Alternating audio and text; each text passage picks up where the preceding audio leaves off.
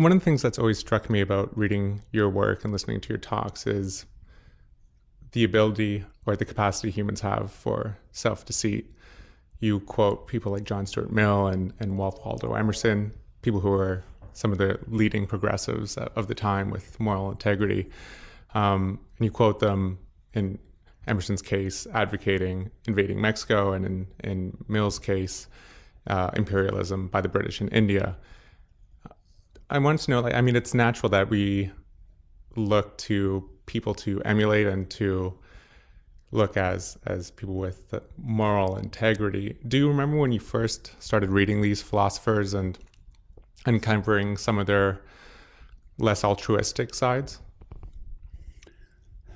Somehow, since childhood, it's hard to read anything seriously and not to realize that the people you're reading, however much you admire them, are human beings and we all have failings.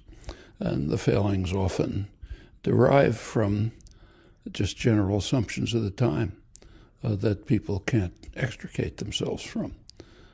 We all surely know this from our own experiences. And it's hard to learn. It's hard to learn about yourself. So, for example, not many examples, but one pretty striking array of experiences from the late 60s had to do with the resistance against the war in Vietnam. The kids who were resisting were making very difficult choices. You're an 18-year-old kid and you decide, okay, I'm going to ruin my life. I'm going to go to jail. I'm going to go into permanent exile. I'll never see my parents again, my friends, but I have to do it because it's right. And if you want to be able to do that, you have to be able to convince yourself that you're morally upright. That's justified. And people tried to do it. But you have to recall that was just the bare beginnings of the feminist movement. And inside the resistance organizations, of course, there were women, but the women were expected to be servants. They brought out the food, took the notes. The men did the important things. And the early stirrings of the feminist movement among young people began with the raising of consciousness that this is a form of oppression. We don't have to accept it. Well, at that point, young men who were, in fact, facing extremely dangerous and difficult decisions somehow had to come to the terms with the fact that they had never faced, that they too are oppressors. And that's hard. And it was true for them, particularly because of the extreme situation they were in, but it was true for everyone. Men just had never thought about the fact that they were oppressors. In fact, women had never much thought about the fact that they were oppressed. And when these things break into consciousness, you get a new perspective on yourself, and it can also often be pretty distressing. And that's true all through life. The people you mention, if they were alive today and you could bring their words to them, they'd be shocked. Did you have any experiences yourself having to confront some?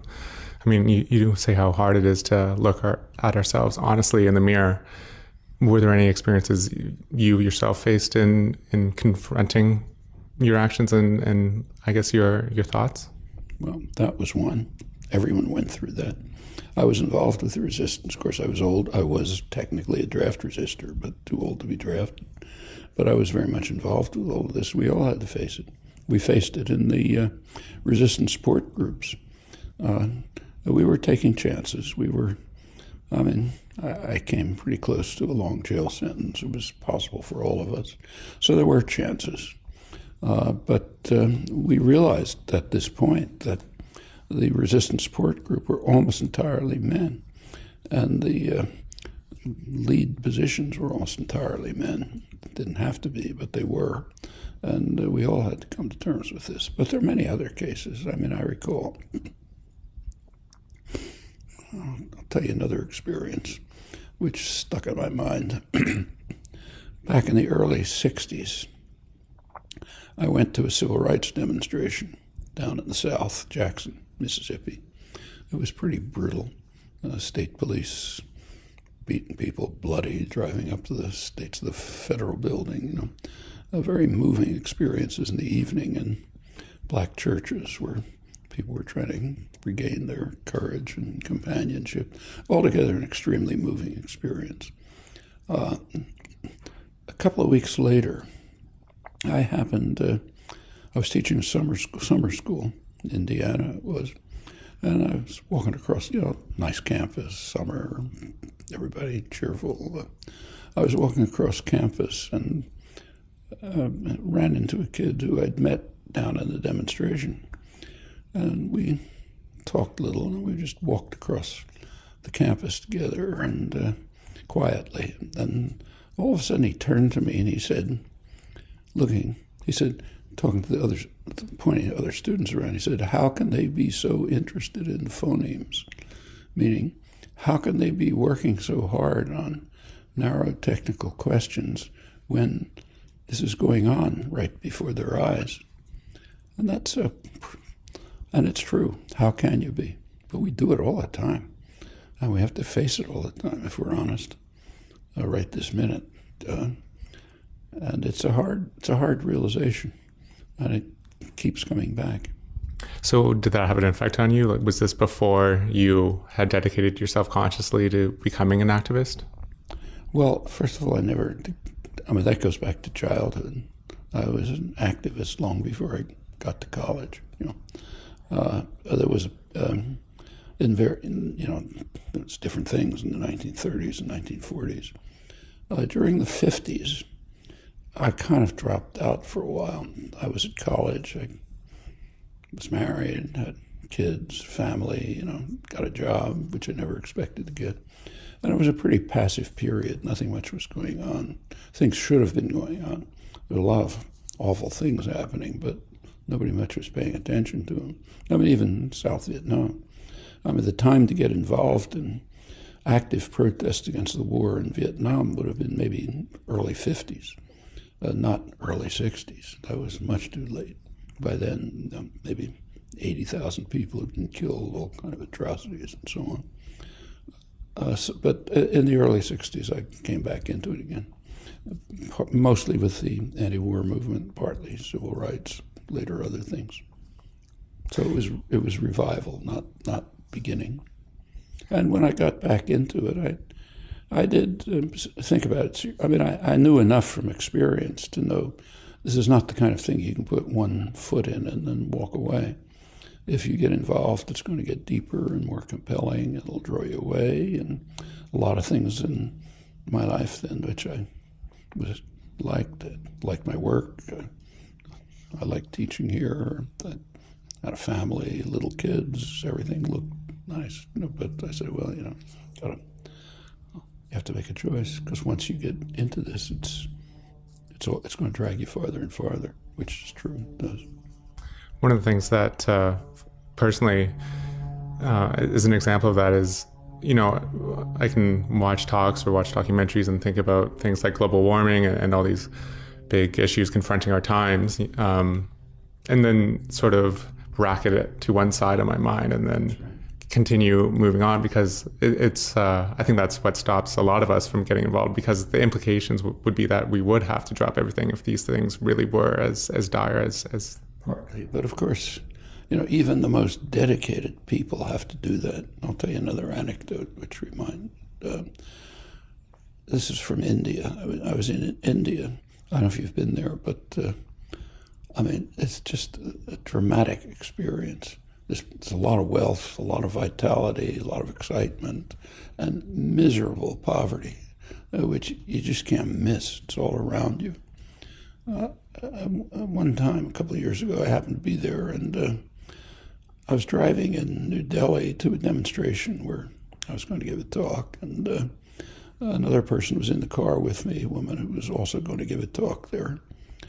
She's a woman who had taught in the university. She had a university position, but she left in order to go live in a poor village in one of the poorest areas, Rajasthan, where she lived in a hut and what we would call indescribable conditions, working mainly on women's issues. And I think she'd been there about 17 years by then. So a really dedicated person, thrown her life into it. I noticed as we were driving through this, when you drive through a city, as soon as the car stops, there's a horde of miserable people who come asking for a rupee, a penny, showing a gypsy woman with a starving child, every horror you can think of. And she told me right away, don't give anyone anything, because once you do, you can't make any dent anyway, and once you do, it just you get them out. But as we drove, I noticed that she wasn't looking out the window. And I asked her, how do you live with all this? And she said, the only way you live is not looking. You can't look and survive. So you have to somehow wall yourself off just in order to keep going. And this is a person who had dedicated her life at a level that you almost never see. But she's right. We all have to do it. You can't survive otherwise. But it's easy the bracketing, so it's necessary in some sense, but it's very easy to overdo it. Like take global warming, which you mentioned. I mean, that's a really dire catastrophe. Canada right now is on the verge of destroying civilization. It's almost literally true. If Canada proceeds with tar sand development in Alberta, the effects could be really dire. If Obama approves the XL pipeline, which will then accelerate the tar sands development, and that continues, the effects on human life could be really severe. How much is being done about it? Well, you can tell me. And this is not small. It's not like stopping a war across the ocean is very important, but destroying human civilization is more important. And the choices are right before us. And you know very well how people are dealing with it, all of us. And for Canada, it's particularly important.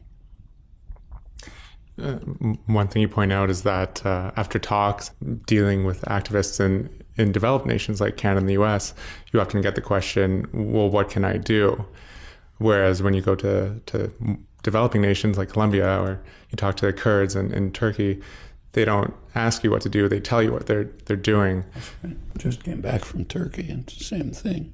I happened to be there this time, partly for protests about repression of Kurds, but the main invitation was for a talk at a memorial for an assassinated journalist. Hrant Dink had been assassinated a couple of years ago, too, because he was exposing Armenian atrocities a century ago, which really broke with this. It was probably the government was behind his assassination. It's kind of obscure, but that's what it looks like. Anyway, it was a bad call because the assassination aroused enormous concern and involvement.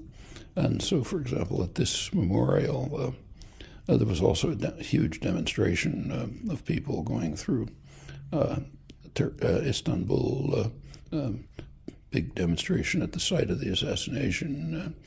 People really engaged. There's been a lot of further exposure of what happened, efforts to try to overcome some of the rehabilitating, rebuilding destroyed churches and things. And I was talking mainly to activists. People who were there. Being an activist in Turkey is a lot harder than in Canada or U.S. It's a pretty repressive state, and there's a lot of state violence. It has, for example, more journalists in jail than any other country in the world. It's the world champion, and it's increasing. But they're very courageous. They're energetic. They They want to talk to you about what they're doing and how you can help. And that's normal. For us, it's easy. We're very privileged. I mean, there's some repression, but by comparative standards, we live in very free societies, and there isn't a lot that the government can do to you, especially people like us, who are part of the privileged sector. We go to college, that sort of thing. And there's just endless opportunities. I mean, I just mentioned one, tar sands, but can go on listing any number of others. Can you take me back to your own evolution when you were becoming more active and decided that you would have to jump in fully to activism and politics?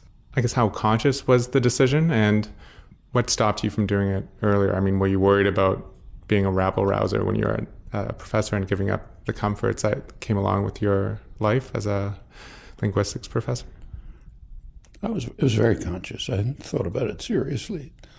I mean, I wasn't giving up my life. I continued to teach, I wasn't giving up my family, spent time with the kids, but it's facing risks. And within about 7 or 8 years, I was actually facing a long jail sentence, which I didn't anticipate specifically, but... For what? For organizing resistance, which was technically illegal. I can't say it was repression.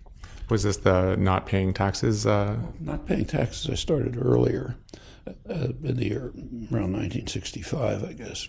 And that could have led, and sometimes does lead to, a government reaction. Most of the time, they just take the money, basically.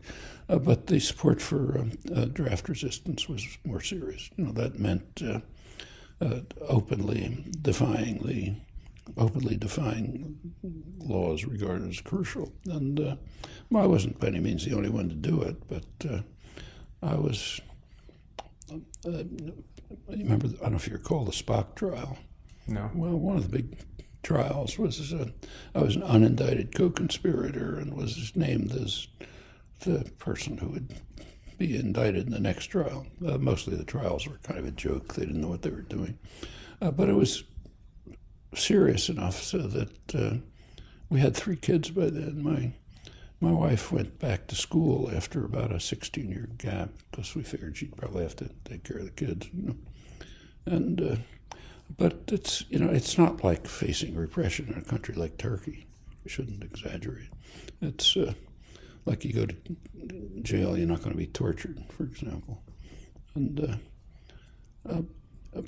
at first, the early stages, there was really not much to do. Support for the war was just overwhelming.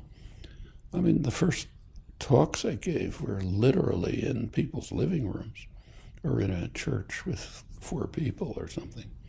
In fact, the first efforts to have demonstrations, public demonstrations here in Boston, which is a pretty liberal city, were just smashed by counter-demonstrators. There was a place in Boston for demonstrations, the Boston Common, traditional place for public speaking. It was kind of like Hyde Park in London, that sort of thing. And our first public demonstration there we planned for, actually it was October 65. It's about 4 years after the war started. South Vietnam was already half destroyed.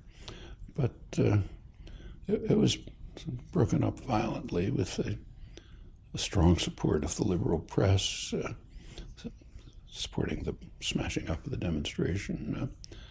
A couple of years later, and it continued like that, but a couple of years later, it developed into a mass movement. By late 67, 68, it was a substantial popular movement. What was the reaction of your fellow colleagues at MIT and professors? I mean, you're right that there isn't many risks that go along with becoming involved with politics and activism here in America and Canada, but it seems that, as you point out, the higher, more prestige and more recognition you've gotten from the system, because you have something to lose and just a sense of respect from your colleagues, it seems almost harder to give that up. There was plenty of support. I mean, not small minority of the faculty were also seriously involved. In fact, oddly enough, the lab where I was where the department was, electronics lab, was 100% supported by the three armed services. That was the main academic centers of anti-war resistance. Practically the whole faculty was either involved or sympathetic. Student body too, and others around the college. So it wasn't, not everyone participated directly, but there was a fair amount of sympathy. A lot of antagonism, but okay, live with that. So you didn't suddenly lose respect of your colleagues or anything like that? Many, yeah. Many because they just don't see why you're wasting time like this. It's different in different countries. I remember kind of one country that's kind of interesting is Japan. I've gone there fairly regularly since the early 60s. And there there was an activist, fairly militant group, but it just wasn't the kind of thing to do, like at the universities. You didn't do things like that. I remember Japan was one of the few countries I went to till recently where I wasn't asked to give political talks. I was asked to give technical talks on radio, newspapers, general audiences, and so on, which was okay. And I was occasionally asked to give a talk, but it was usually by expatriates from Australia or somewhere. And I remember one talk I gave to, this must have been the mid-'80s, probably about Central America, or something like that, was a couple of Japanese professors came, and they came mainly because they were curious as to why I was spending time on things like massacres and torture and terror when I could have been writing a technical paper on some problems that came up in footnote 4 of the latest. That's the inverse of this young guy I mentioned to you at the summer school in the early 60s. And that's a pretty standard attitude. Quite apart from not liking what you're doing, because people tend more or less reflexively to support the crimes of their own state. That's why they're mostly unknown. So, for example, they're literally unknown. There's very rarely a poll asking people to assess, say, the number of people killed in Iraq or Vietnam or something. But when the polls are taken, the results are utterly shocking. A tiny fraction of the reality, because people just have no sense of it. It's just too easy to protect yourself from. You don't want to know things like that. You might know about a particular atrocity that makes the news, Bilai, Abu Ghraib, but not that these things are just footnotes to much worse atrocities. What sort of advice would you give to someone just trying to grapple with how the world really works and how power works when faced with the fact that, the New York Times doesn't necessarily talk about the crimes of the West, whereas all the crimes of who knows who, Cuba or things like that, get a lot of play. How do you start digging? I don't know if you can see a painting that's half hidden back there, but if you look at the painting afterwards, you'll see it's a painting of that shows, it depicts Archbishop Romero, who was assassinated while reading Mass, the angel of death hovering over him, 6 murdered Jesuit priests, leading Latin American intellectuals, their housewife and their daughter. Very graphic. I'll show it to you later. If anything like this was 1989, it was the end. It sort of almost brought to an end a bitter, violent U.S. war against the church in Latin America, and that's not an exaggeration. It started with Vatican II. Pope Ratzinger, who just retired today, yesterday he announced his resign. He was fighting the war from the Vatican side. He was the enforcer for the Vatican. But the U.S. Army was doing it on the American side, and they're proud of it. So if you read the talking points for the School of the Americas, which trains Latin American officers. They announced that there with pride that the U.S. Army helped defeat liberation theology. Liberation theology was a movement which really took off in 1962 when Pope John the 23rd, Vatican II, tried to transform the church back to what it had been before it was taken over by the Roman Empire in the 4th century, the church of the persecuted, not the persecutors. And that had a big effect in Latin America. Priests, bishops, lay people went out to bring the message of the Gospels to poor people, preferential option for the poor. The Gospels is kind of a radical pacifist document. People read the words, but they don't think about it. And that set off the Vatican repression and the much more violent U.S. repression, culminating pretty much in that, almost unknown.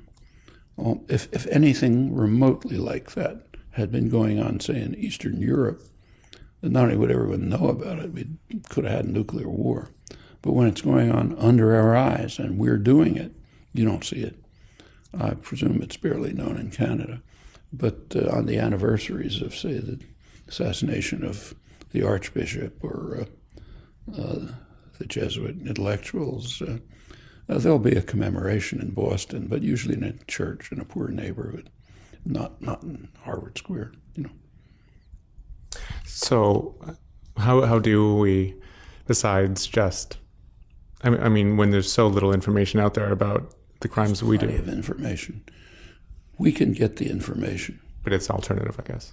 You have to work. It's not going to be in the headlines. Like the headlines about the Pope today and the articles, there may be a word about how he was opposed to liberation theology, but you're not going to find anything about what I just described. But the information's there. People write about it. The original documents are there. We can claim that it's work to get information, but not that we can't get it. But until it occurs to you that there is a difference. It has to occur to you. It has to occur to you that there's a problem. Otherwise, you don't look. And most of the time, it's easier just to assume everything's okay. The same is true on, even things like the fate of the species. Let's go back to the tar sands again. There are, really major issues are at stake, like the fate of the human species. But it's much easier to pretend I don't know anything about it. Yeah. I find myself avoiding the articles in the paper. Yeah. It's painful to know, and if you know, it's a little bit like this Indian woman looking out the window. If you look out the window, you've got to do something about it, and that's hard. I know you don't dwell on spiritual or psychological explanations of how power works and why we do what we do, but it seems that the root of what you're talking about in many ways is first a need to let go of our attachment to both our ego and I guess our attachment to our pride of state or pride of group. Could you talk about that? Yeah, I don't think there's anything profound to say. I think it's pretty clear what it is. We all have, some of us really suffer, but not you and me and the people we know. We have fairly decent lives. We do a lot of things we like to do, and a lot of rewards in it, and so on. Work we like, people we like, and so on. And it's just easier not to face the kinds of realities which would lead us to giving it up, even in part. So you close the window. We do it all the time. And as I say, at some level, you couldn't survive if you didn't do it. Like the woman in the car in New Delhi. She does it. I respect that. She has to. Otherwise, there'd be no way for her to survive. But for most of us, we close the window much too early. And we're like these people that young man in Indiana was referring to, rather work on a technical problem.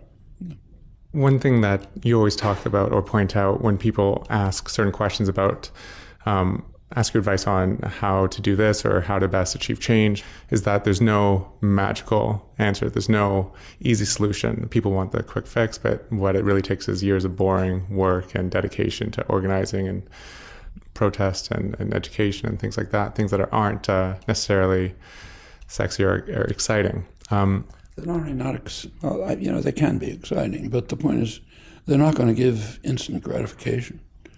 You can make efforts. Sometimes they'll succeed partially. There'll be a reaction. You'll lose, and you go on. I mean, take what's happening right now in, say, Egypt and Tunisia. Those two uprisings were extremely important historical events. I mean, there have been major achievements. On the other hand, there have been huge failures, and they're now at a stage where it might all collapse. Chaos in the streets in both Cairo and Tunis. Nobody knows where it's going. Nobody can even think of a simple solution. It seems essential that we deal with sort of the uncertainty that we don't know if our efforts are going to be successful or not, and we don't know what's going to actually work. The only thing we know with a lot of confidence is if we don't do anything, things will get worse. And is that what keeps you going, I guess, just knowing that things can change, but you don't know when or how? Yeah, you never know when or how. I mean, take, say, the Occupy movement. I mean, if I'd been asked 1 week a day before the Zuccotti Park encampment, I'd have said it's a waste of time because it couldn't possibly work. I was totally wrong. It sparked a mass popular movement. You could say the same about Tahrir Square. Go back to 1960. A couple of kids and students, black students in Greensboro, North Carolina, decided to sit in a lunch counter. Well, of course, they were arrested, brutalized, sent off. Could have been the end of it. But it turned out others came. And pretty soon you had people riding freedom buses. Pretty soon you had mass marches. You had demonstrations. Ultimately, there were achievements. Achievements are limited. So there were achievements. I mean, it was undoubtedly the civil rights struggle had major lasting achievements. On the other hand, if you take a look at the African American population in the United States, they're about as bad off as they were then. And then to just end off, I mean, you're in your 80s and you maintain a schedule that would tire most 30-year-olds. You're constantly answering emails, you're flying across the world, you're giving interviews. So what personally keeps you going, just in the face of having to deal with and talk about things like the essential end of the species? Because the alternative is totally unacceptable. So do what you can do. And you avoid going into cynicism just by the cases where things have changed? Pardon? And you avoid cynicism by just seeing how things have, in fact, changed over the years? I don't know. Cynicism is a kind of an evasion. We should face the world realistically. There's a lot of unpleasant things. What? It's not a basis for cynicism. It's a basis for doing work. Professor Chomsky, thanks so much. Yeah, thanks.